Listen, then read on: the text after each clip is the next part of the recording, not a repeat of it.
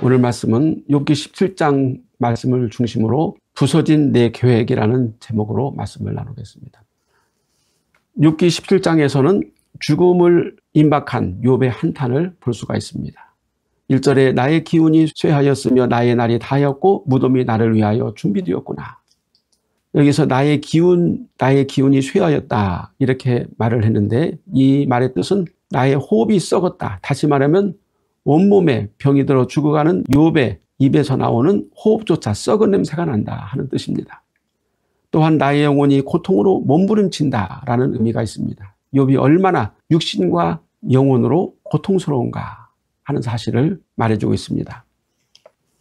욥의 데드라인은 거의 마감이 되어 끝날 시간이 다 되었고, 그래서 욥은 이제 장례식을 준비해야 하는 상황이 되었던 것입니다. 2절 말씀에 나를 조롱하는 자들이 나와 함께 있으므로 내 눈이 그들의 충동함을 항상 보는구나. 또한 욥을 비웃고 조롱하는 자들이 옆에서 욥의 결말, 욥이 과연 어떻게 될 것인가 하는 것을 지켜보고 있었다고 그랬습니다. 욥의 친구들은 욥이 하나밖에 모르는 여호와 절개신앙, 욥은 실상 여호와 한 분밖에 알기를 원치 않았고 오직 여호와 한 분만을 섬기기를 원했습니다. 그 유일신 하나님에게 매달리며 절절대는 욥의 모습, 그리고 눈앞에 저주의 증거가 차고 넘치는데 자신이 결백하다고 주장하는 그 욥의 어리석음을 비웃고 조롱하고 있었던 것입니다. 내 눈이 그들의 충동함을 항상 보는구나. 그들의 충동함은 그들의 도발. 이 친구들의 도발이 무엇입니까? 사탄의 참소지요. 사탄의 도발입니다.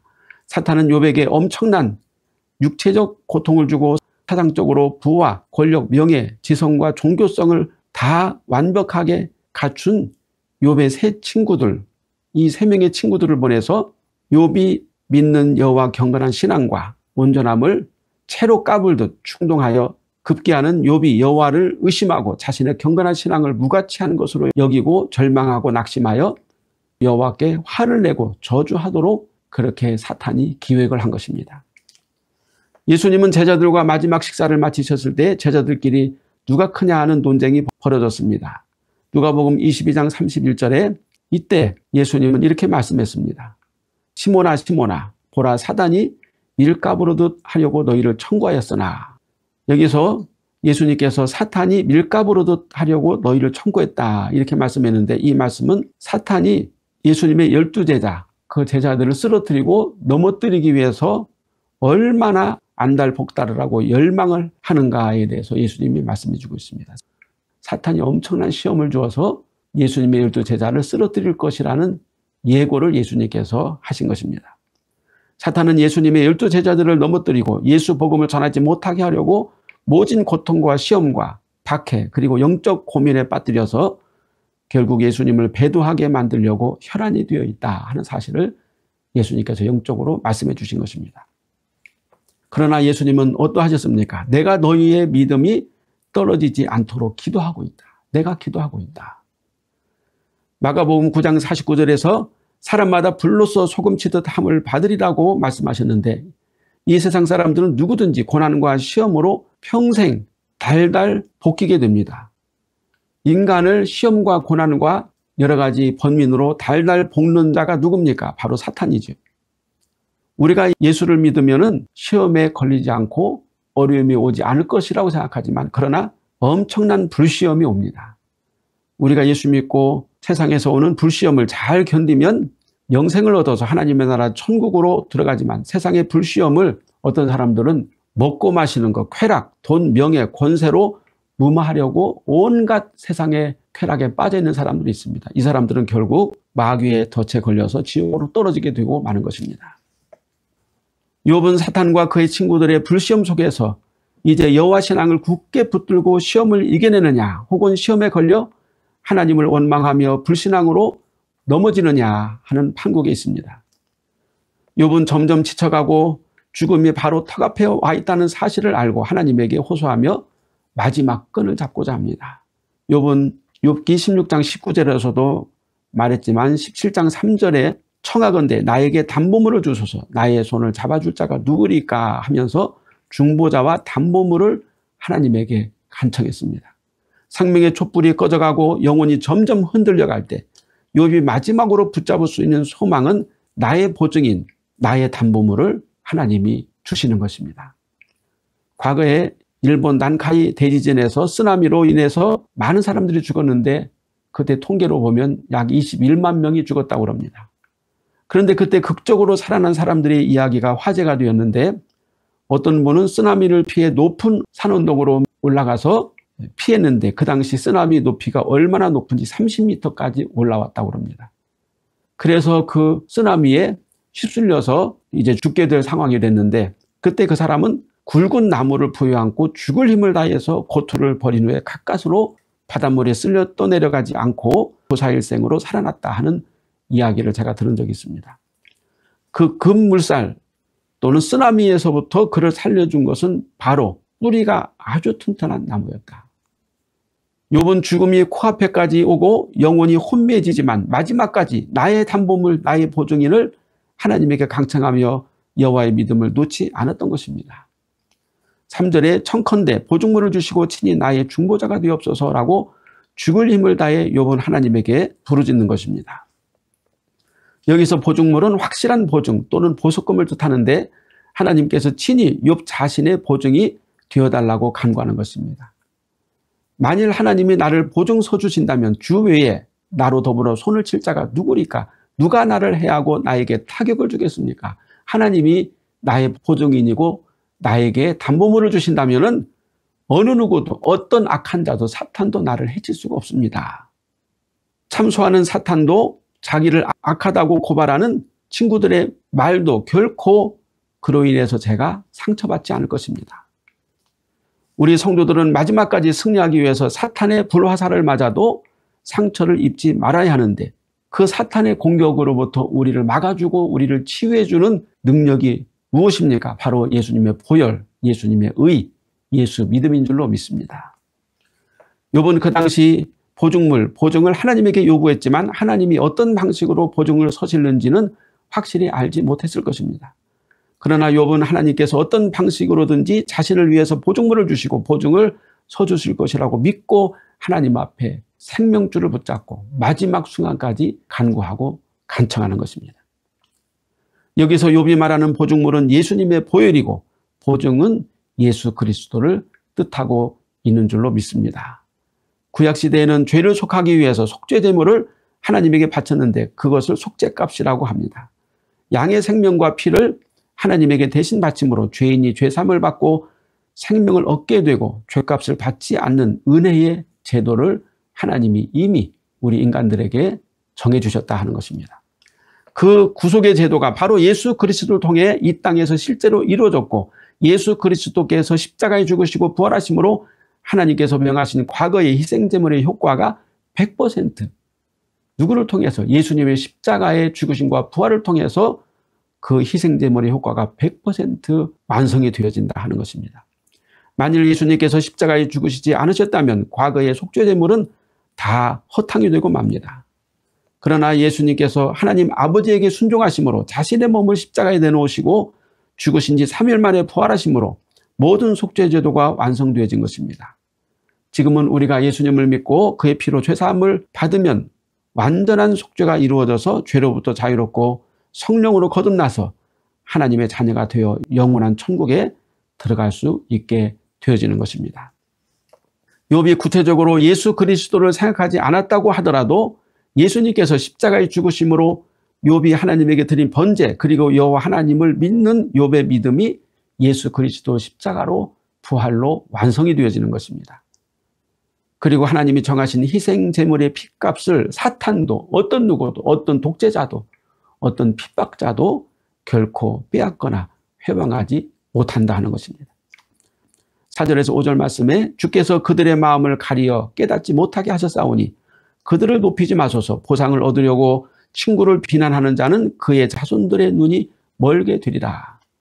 욥은 자신을 비난하고 공격하는 자들의 마음을 하나님이 가리어 깨닫지 못하게 하셨기 때문이다 이렇게 말하고 있습니다. 다시 말하면 하나님께서 명철 즉 하나님을 아는 지혜를 그 악인들에게 숨기셨다는 뜻입니다. 로마서 1장 28절에 또한 그들이 마음에 하나님 두기를 싫어하며 하나님께서 그들을 그 상실한 마음대로 내버려 두사 합당하지 못한 일을 하게 하셨으니. 욥은 자신을 악인이라고 비난하는 자들에 대해서 분통이 터지고 너무너무 억울했습니다. 그러나 하나님께서 그들에게서 하나님을 아는 지혜, 명철을 숨기셨으므로 그들이 무지하고 망령되어 깨닫지 못한다. 이렇게 생각하니까 오히려 하나님께 모든 판단을 맡기고 그 사람들을 원망하거나 함께 같이 대놓고 저주하거나 욕하지 않게 되었다 하는 것이죠. 실상 욥은 그 당시 엄청난 재앙으로 손가락 하나 움직일 힘도 없었고 욥을 비난하는 자들을 대항해 줄 만한 우군이 전혀 없었습니다. 오직 하나님만, 욥은 오직 하나님만이 나의 편이다 이렇게 믿고 있었죠. 그래서 욥은 그저 말로만 대적들을 대항할 수밖에 없었고 그 대적들에 대한 판단을 공의로우신 하나님에게 맡길 수밖에 없었던 것입니다. 우리 성도들도 신앙생활을 하다 보면 주변 사람들에게 원치 않게 억울하게 비난을 받고 불이익을 당할 수가 있습니다. 이때 하나님께서 그들의 마음에 지혜를 숨기셔서 그들이 악을 행하고 있구나, 저들이 하나님의 거룩한 뜻을 몰라서 저렇게 나에게 악을 행하는구나 이렇게 생각한다면 우리는 우리를 비난하는 사람들을 저주하고 원망하기보다는 하나님께서 이 모든 일을 판단해 주시옵소서 이렇게 하나님께 맡기고 기도할 용기가 생긴다 그 말입니다. 그리고 실상 우리가 세상의 악한 자들을 대항하여 우리 그리스도인들이 같이 악을 행하고 속임수를 쓰고 같이 그들과 싸울 수가 없습니다. 우리는 하나님의 말씀, 진리 안에서 그리스도의 은혜 가운데 살아야 되기 때문에 같이 대항해서 원수를 원수로 대할 수 없다 그 말입니다. 그래서 오직 하나님께 맡기면 하나님께서 의로우신 판단을 해주실 것이라는 믿음, 이것이 모든 것을 하나님께 의탁하는 우리 성도들의 믿음입니다. 9절 말씀에 그러므로 의인은 그 길을 꾸준히 가고 손이 깨끗한 자는 점점 힘을 얻느니라. 욥은 모진 재앙과 극단의 고통 가운데서도 의인의 길을 가리라. 어떤 환경에서 어떤 극심한 고통 중에서도 나는 의인의 길을 가리라 이렇게 다짐하는 것입니다. 하박국 2장 4절에서 보면 보라 그의 마음은 교만하며 그 속에서 정직하지 못하나 의인은 그의 믿음으로 말미암아 살리라고 외쳤습니다. 하박국 선지자는 그 당시 남유다의 부패와 타락으로 바벨론이 곧 침공하여 남유다가 함락될 것을 예견하며 환란의 시대, 악이 득세하는 시대에 의인이 어떻게 살아가야 하는가를 말해주고 있습니다. 욥의 의인론과 하박국의 의인론은 무엇으로 통합니까? 믿음으로, 여호와 하나님을 굳게 믿음으로 통한다. 욥은 극단의 재앙과 고통 속에서도 여전히 의인의 길을 가고 있는데 그것은 여호와에 대한 절대적인 믿음이었고 남유다의 멸망에 가까워진 시대의 하박국도 역시 그럼에도 불구하고 악인들이 판치고 폭군들이 권력을 쥐고 흔들고 의인들은 고통을 당하고 핍박을 당하지만 그럼에도 불구하고 의인은 믿음으로, 여호와의 믿음으로 살아야 한다 이렇게 말하는 것입니다. 손이 깨끗한 자는 점점 힘을 얻느니라고 욥이 신앙 고백을 했는데 손이 깨끗한 자라는 말은 도덕적으로 윤리적으로 흠이 없는 자를 말하는 것이 아닙니다. 이 세상에서 도덕적으로 윤리적으로 전혀 흠이 없는 사람이 누가 있어요? 한 사람도 없습니다. 여기서 욥이 손이 깨끗하다고 말하는 것은 욥이 경건함 즉 번제를 통해 죄 씻음 받는 삶을 여기서 말하고 있습니다. 여호와 하나님께서 정해주신 속죄의 법을 따르는 자 즉 예수 그리스도의 보혈과 죄사함과 거룩함을 따르는 자가 곧 손이 깨끗한 자이며 경건한 자이고 이러한 자는 육신적으로 약해 보이지만 실상은 영혼이 점점 강해지며 삶의 기쁨과 가치가 창대해진다. 진정한 창대함은 세상에 있는 것이 아니라 하나님이 주신 예수 믿음 안에 하나님의 나라에 진정한 창대함이 있다는 것입니다. 10절에 너희는 모두 다시 올지니라 내가 너희 중에서 지혜자를 찾을 수 없느니라고 욥이 한탄했습니다. 실상 욥이 엄청난 재앙을 당하고 잿더미에 올라 질그릇 조각으로 악창을 긁을 때 그의 친구들이 와서 겉옷을 찢고 재를 날리며 7일 동안 욥의 고난에 함께 울고 함께 통곡하며 함께 아파했습니다.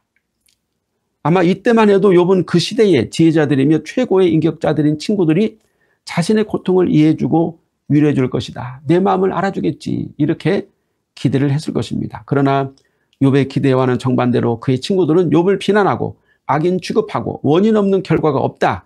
인과응보이니 숨은 죄를 자백하고 죄를 버리고 하나님에게 사죄를 구하고 돌이키면 하나님이 너에게 평안함, 다시 잘 먹고 잘 살도록 회복해 줄 것이다. 이렇게 말을 했습니다.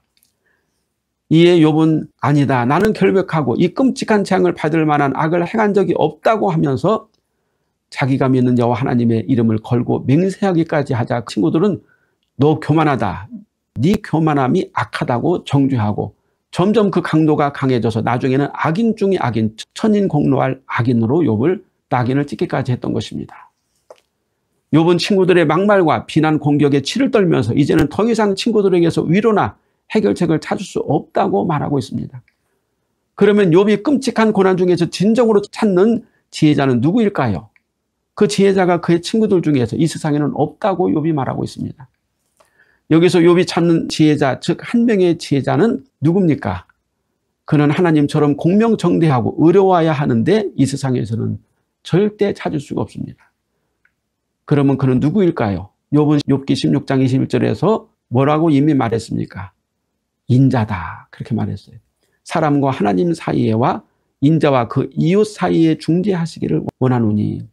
여기서 하나님 사이에서 그 친구들 사이에서 중재할 수 있는 용감한 사람 혹은 인자, 이 인자는 누구일까? 인자는 원어대로 하면 사람의 아들, son of man이라는 뜻입니다. 그가 곧 지혜자인데 우리가 믿는 삼위일체 하나님의 인격이신 예수 그리스도가 바로 욥이 간절히 찾는 하나님과 나 사이에 중보해 주실 분, 인자라 하는 것입니다. 이사야는 예수님에 대해서 이사야서 9장 6절에서 이렇게 말씀하고 있습니다. 이는 한 아기가 우리에게서 낳고 한 아들을 우리에게 주신 바 되었는데 그의 어깨에는 정사를 메었고 그의 이름은 기묘자라 모사라 전능하신 하나님이라 영존하시는 아버지라 평강의 왕이라 할 것임이라고 선포했습니다. 여기서 욥이 그렇게도 찾고 찾는 지혜자는 선지자들이 예언했던 사람의 아들로 오실 예수 그리스도이시며 그리고 또 이미 사람의 아들로 오신 하나님의 아들, 지혜이시고 은혜와 진리이신 하나님이신 것입니다. 욥은 그의 친구들 가운데서 지혜자를 도무지 찾을 수 없으므로 하나님에게 지혜이시며 은혜와 진리이신 중보자 그리스도를 만나게 해달라고 간청하는 것입니다. 자신과 하나님 사이에서 자신의 결백과 온전함을 증언해 줄 지혜자를 찾지 못한 욥은 깊은 절망과 고통 속에 빠져들어가고 육체의 종착역인 수올, 무덤의 문을 향해서 한 발짝 한 발짝 다가가고 있음을 체감하고 있었던 것입니다. 부서진 계획과 마음의 소원, 11절에 나의 날이 지나갔고 내 계획, 내 마음의 소원이 다 끊어졌구나. 해는 서산해지고 쌀쌀한 바람 부네. 날리는 오동잎 가을은 깊었네. 꿈은 사라지고 바람에 날리는 낙엽. 내 생명 오동잎 닮았네. 모진 바람을 어이 견디리. 이것은 스잔나라는 중국 영화에서 꿈이 많은 소녀가 뇌암에 걸려 죽어가면서 부르는 서글픈 노랫가락입니다. 아마도 욥은 그의 몸이 악창으로 썩은 냄새가 나고 온몸에 구더기가 들끓고 호흡은 점점 가늘어지고 맥박은 희미해지면서 이제 나의 꿈과 계획은 다 부서졌고 끊어져 가는구나. 땅바닥에 누워 하늘을 보며 한없이 눈물을 흘리며 중얼거리고 있었을 것입니다. 내가 지혜자를 찾을 수 없다면, 내가 중보자를 만날 수 없다면 무덤에게 너는 내 아버지라, 구더기에게 너는 내 어머니라, 내 자매라 할 것이다. 나의 희망이 어디 있으며 나의 희망을 누가 보겠느냐. 우리가 흙 속에서 쉴 때는 희망이 수월문으로 내려갈 뿐이니라. 중보자가 없는 인생, 중보자가 없는 욥, 중보자를 만나지 못한 욥, 예수 그리스도를 중보자로 모시지 않은 인생, 예수 그리스도를 만나지 못한 인생은 누구나 다 욥의 끊어진 희망의 슬픈 노래와 같이 주절거리다가 인생이 끝나게 될 것입니다. 그래서 우리는 반드시 우리의 중보자 예수 그리스도, 나의 증인이신 예수 그리스도를 만나야 되는 줄로 믿습니다.